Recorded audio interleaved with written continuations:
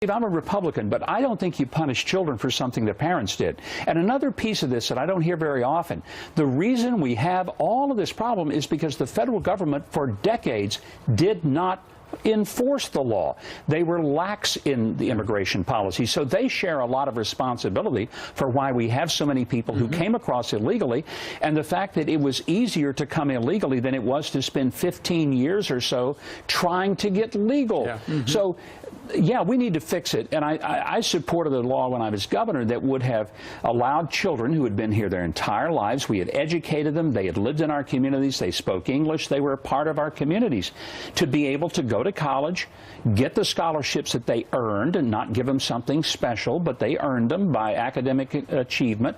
You know, it was very unpopular. But look, it's not about doing what's popular. It's about doing what's right. But the right thing is to do it through legislative action, and that's why the president did exactly what he should have done. In fact, if anything, he's incredibly merciful to say, guys, you got 6 months.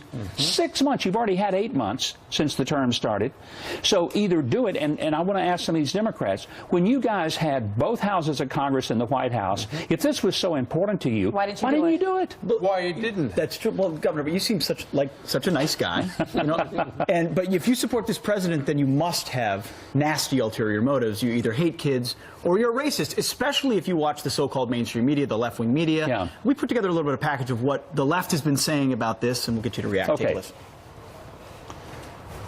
We can think about the policy issues, but there's this kind of cultural undertow. Yeah. That this is really red meat to his base, that it's really speaking to a kind of deep-seated cultural anxiety about the changing nature of the country. There are people who feel threatened by immigrants, and they're using this concept of unconstitutional as a shield. He might do away with DACA, which is another moral line that he would be crossing, which is something that would be enforcing, advancing a white supremacy agenda, and also against what majority of Americans want.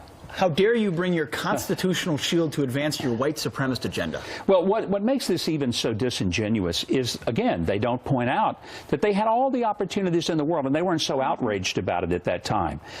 I think many of us have established a little credibility that we say we've got to fix this, but we've got to do it the right way, else we become a nation of emotion rather than a nation of law. God help us when we allow any branch of government, whether it's the executive, the judicial, or the legislative, to run amok. Then we have destroyed our basic way of government, and we're living in anarchy at that point. That's such a good point. You can't